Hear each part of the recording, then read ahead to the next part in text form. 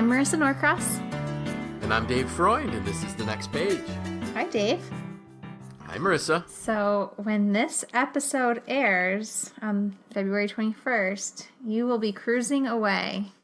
I will. I will be sitting on a cruise ship somewhere, sipping on a beverage with an umbrella in it or something. Oh, how nice. Headed to Mexico, Western Caribbean. So Western Caribbean. Yep. Nice. Can't wait. We'll all be jealous as we're listening to this. I'm sure. Now, I have actually tried to find out ways could I record, could I call in to do the podcast while I'm gone. And so far, I haven't heard any encouraging words about what it would cost to get a connection to do that. So maybe Frida wants to co-host with you. That's true. She could co-host with me, sitting on the balcony type thing. Mm-hmm. No, she probably wouldn't want to do that either. But we'll see. I'm not giving up hope. There's still a little bit of time for me to see how I can make that work. Wonderful. But we don't want people to fear there will be a podcast. There will be a podcast. We just haven't figured out exactly how or what yet. So. Yes, we have our busy vacation calendar here that we're working around between your vacation and my vacation, and I'm sure a lot of our listeners are on vacation right now too because it's February break week. If you live in Central New York, most schools are closed this week, so you're either on vacation or the complete opposite of vacation with your kids at home. Right. And if in some way you did travel away from New York State and you decided to fly, you paid obscenely high airline rates. Yes. That's why I was grateful that, with my daughter not being in school yet, it doesn't matter when we go. So we were able to avoid that going the week after. Good. Yeah. That's good. Yeah. So that's awesome. We're excited for you, and obviously excited for you to come back from your trip, even though we'll be apart for 3 weeks. We will.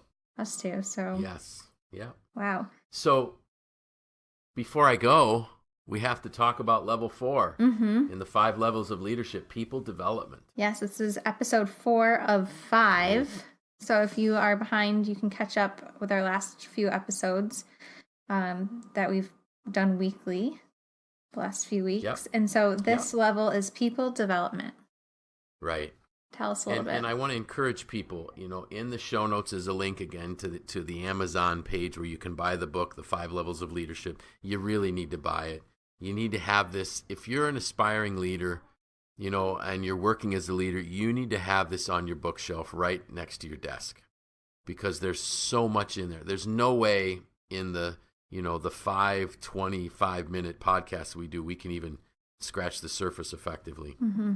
But what I called level 4 in my post that went out this morning is breaking free to greater success.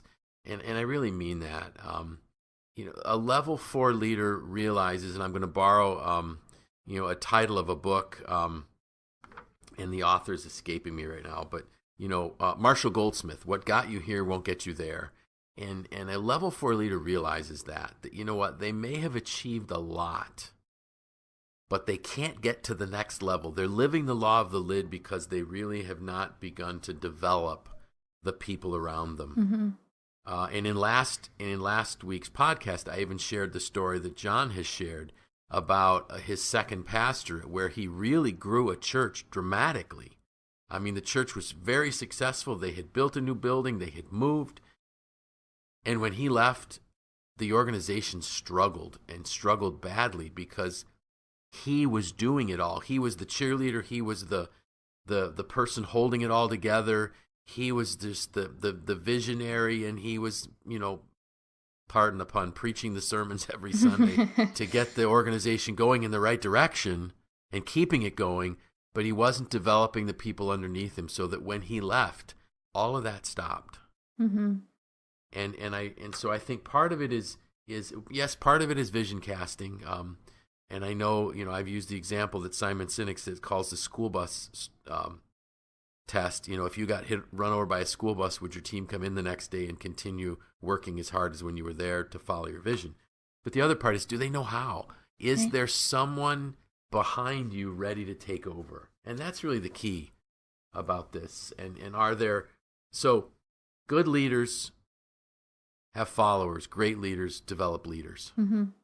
And that's really what level 4 is all about, people development.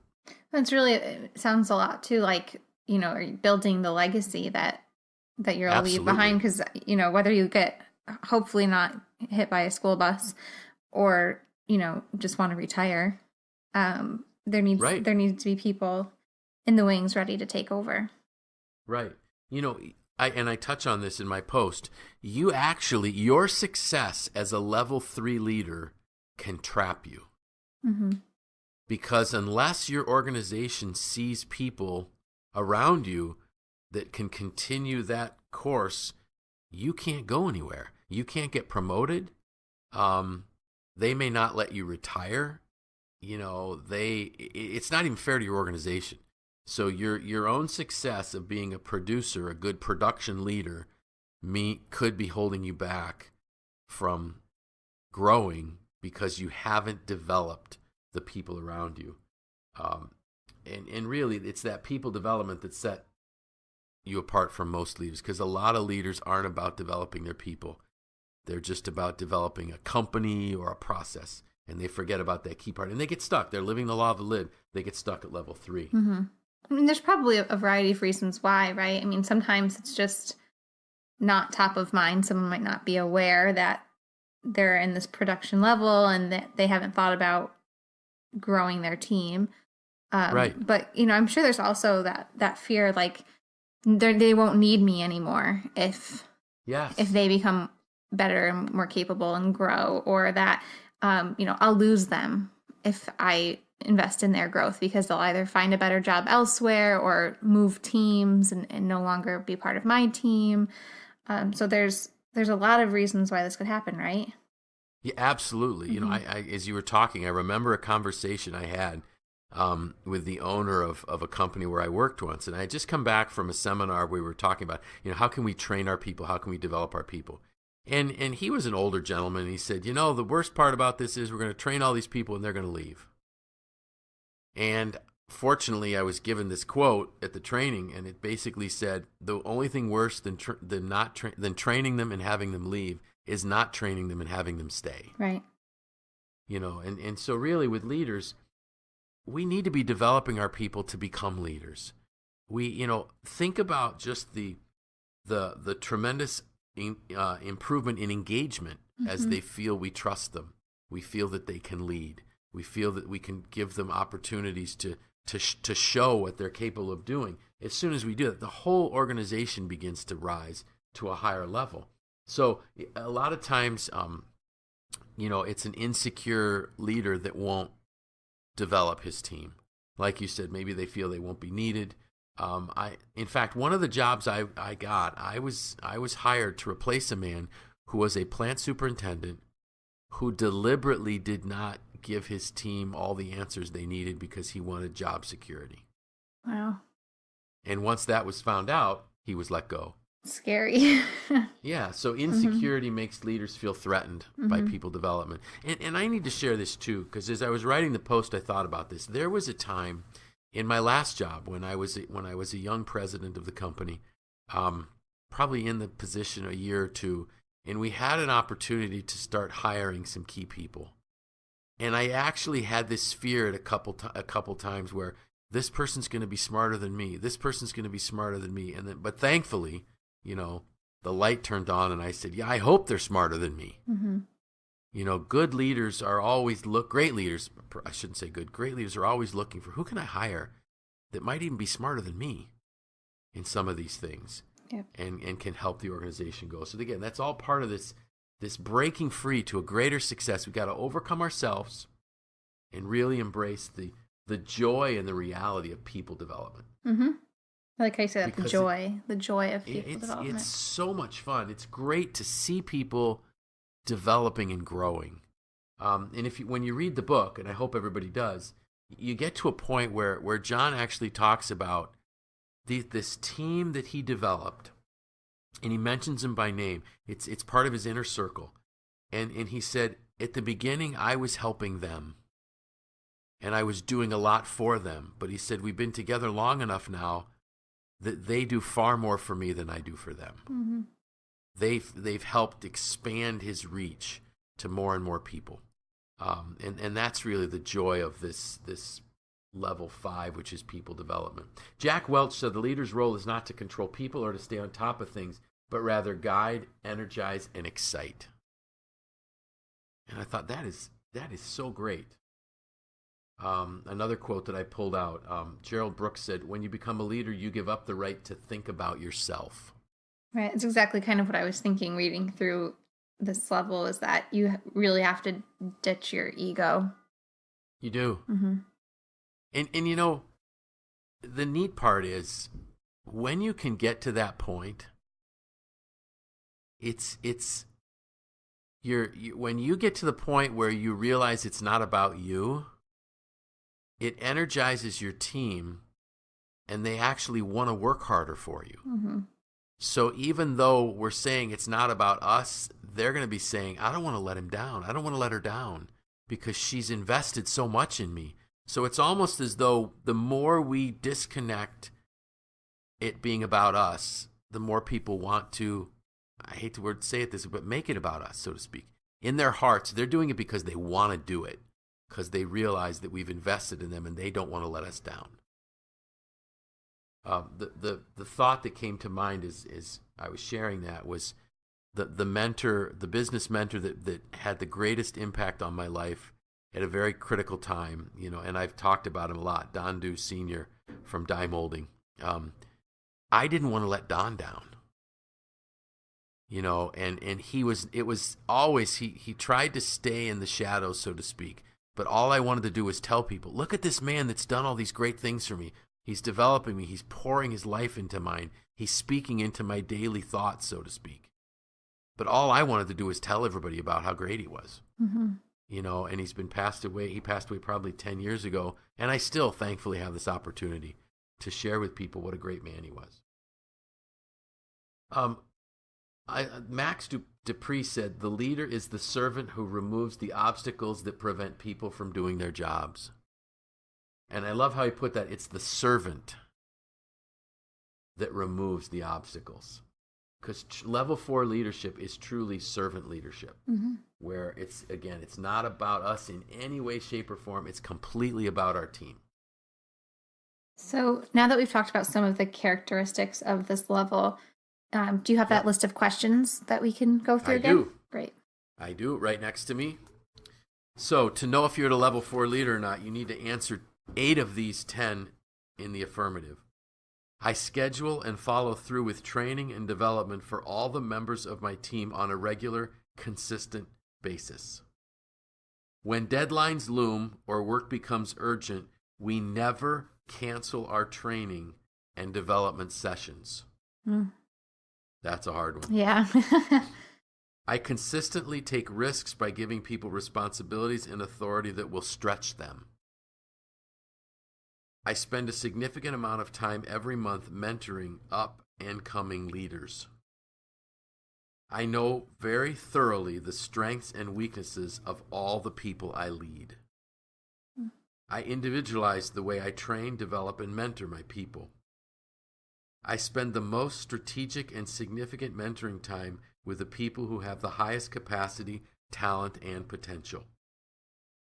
I have a history of moving people from position to position to help them find their fit. I think that's a huge one right there. I am continually giving people feedback, not just during formal reviews. That's my so team, important. That is, isn't it? It's that daily mentoring coaching piece. My team or department is considered by others to be the best trained in the organization.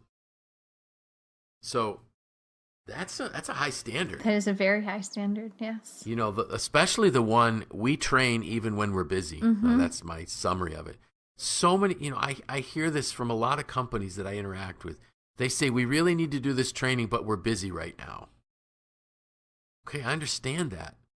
But you're always going to be busy. So just to give you an example, there's a leader in town, leads a very successful organization, this individual was, and I won't even share their gender because I don't want to in any way have anybody know who I'm talking about. One of the first visits I made after joining MACNY, I came in December of 2015. It was January 2016. I go out with Randy to visit this person, and the person says, I really need this. I need coaching. I need mentoring. I need this training for my team. Great. So I send a proposal. Nothing. I follow up. Come back out and talk with me again. So I go back out, talk again. We really, really need this. So signs the proposal, then sends me an email. We're too busy. I've never heard from him since. So think about what's the lost opportunity. 2 years with no improvement in the organization and no training because they're too busy. Yeah, it's unfortunate. It really is. Now, I've filled up my schedule with other training, but that organization still doesn't have it. So, and it's one of those things where the sooner you begin, it compounds. The great thing about people development is it compounds like interest. Every day, and it isn't just, the law of addition that, every day we get the same level increase. It's a logarithmic improvement when we train our people and when we develop them. Yeah. So you can tell I'm passionate about it, but of course you are. People really, one of the problems is a lot of leaders are too short-sighted, and it keeps them from seeing the need for it. Like this leader, they're just so focused on all the things they have going on that what they really need to do is stop, take a breath, and assess what's going on. So some tips for a level 4 leader. You need to hire the best. Don't ever settle in a hiring. Yeah. If you aren't convinced that the person you're hiring is the best, leave the position vacant for a while. And I love the 3 characteristics that Dave Ramsey told us last year at Live to Lead. These are the 3 things that the Ramsey organization looks for in an employee, a new hire: humble, hungry, and smart. Yep. If you got somebody that's humble, hungry, and smart, you can teach them anything. Yeah. Well, and that kind of ties into what you're saying too about, moving people's positions around until you find the right fit. Right. A lot of people would say, "Oh, you're not the right fit for this position. We're going to have to let you go." But if they're one of those people who's hungry, humble, and smart, you'll find the fit for them. Absolutely, we'll find a spot. I kind of refer to it as putting round pegs in round holes. And this was the way I ended up becoming president at SelfLock, where the owner didn't like running the company, didn't think he was good at running the company, didn't want to run the company. So the board, and I was the plant manager, so he had conversations around the board of directors table. And when I said to Mr. Dew, I said, Don, why are you folks offering me the job as president? He goes, we need to put round pegs in round holes. We need people to be working to their strengths. Yep. That's what he was doing. And it was a great experience. Of course, it takes an exceptional leader within the organization to have someone else lead their organization. And clearly Dan was that when I worked with him. And I'm sure he still is. Leaders need to model leadership excellence. Not just get by. We need to focus on being excellent because, again, we're developing people. We're developing leaders. We need to be living that, again, the law of the picture for them. We need to give them the tools that they need to develop and grow. And, we need to invest in them. If there's people they need to be mentored by, coached by, we need to invest in that for them. But again, be doing it ourselves. I love the organizations that I'm working with where I work with multiple levels of managers, from the president to his direct reports, because it shows the direct reports that he understands or she understands that they need to keep growing. Always develop lifelong learners. And I think that's huge. I think learning is fun. I think learning energizes a team. And so if I'm working with an organization, I want their people to be continually learning. It doesn't always have to be work-related things. Something they're passionate about that develops this mindset, this hunger to learn. And the last note I had here, tips for level 4 leaders, is to empower your people to act. It's interesting. One of my coaching clients, they had to replace a management level person. That person had retired. And the ops manager came to me and he goes, so what would you do? And I said, what's your team like? So we talked it through, and we talked about the potential of setting up self-directed work teams made up of team leads. And it was interesting. It was so amazing that within a 30-day window, he went from the concept of a self-directed work team to coming back and saying, I've set up the team, it's functioning. One of the guys has really surfaced as the lead of the self-directed work team, leaders, and they're making decisions. And the way he's coaching them to make decisions, he gave me the example that morning when he came in for a coaching session with me, he says, just before I left, one of the gentlemen comes up and he wants to know my opinion. And I think the man said, well, what would you do? Something like that. And then the direct report said, you know what, I'm going to go talk to so-and-so and we will make this decision. So it was just great that he was empowering people to act. Mm-hmm. They're not always going to make the right decision, but neither do we. Right. At least they're making a decision. So that's this key part at level 4 of people development. Empower them. Let them, you're giving them the tools and you're letting them grow. And they're going to make mistakes. Because everyone does. Lord knows we all do. Yeah. Right. So what are some of the laws that would apply to level 4? I would think that the law of process, which says leadership develops daily, not in a day. And I don't have the numbers of these laws. I jotted the laws down, but I didn't put the numbers down. So you got to get the book, 21 Irrefutable Laws of Leadership. The law of addition, leaders add value by serving others. Mm-hmm. So we just continue to serve and build. The law of the inner circle, this is a huge one. A leader's potential is determined by those closest to her. And that is really true. The people that we surround ourselves with will determine where we go in life. Yeah, and that's true for all aspects of your life. All aspects of our life. And I had a young man ask me that last summer at our happy hour, whatever individual member happy hour, whatever we call that event there. And he was struggling because he said, a lot of my peers, all they want to do is get together and party, and I'm beyond that now. Okay. So I said, so start setting up different types of events, and if they don't want to join you, find new friends. Yep. Because they'll never get beyond that. The law of empowerment, only secure leaders give powers to others. The law of explosive growth, to add growth, lead followers. To multiply growth, lead leaders. And that's the key. Level 4 is when our organizations can really begin to see really explosive growth because we're not there. We don't have to be there all the time to make the decisions. The team is beginning to make it for us. Mm-hmm.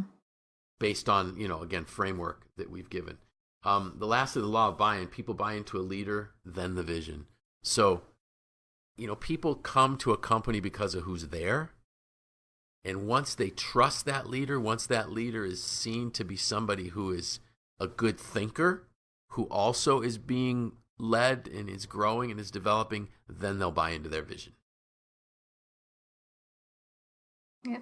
So that's a quick list, but that's where we are. Again, we're scratching the surface on this book. You need to get the book. And again, I get no proceeds from book sales. But it really is a powerful, powerful tool. And so this only leaves one thing for us to talk about next week. Next week. The pinnacle.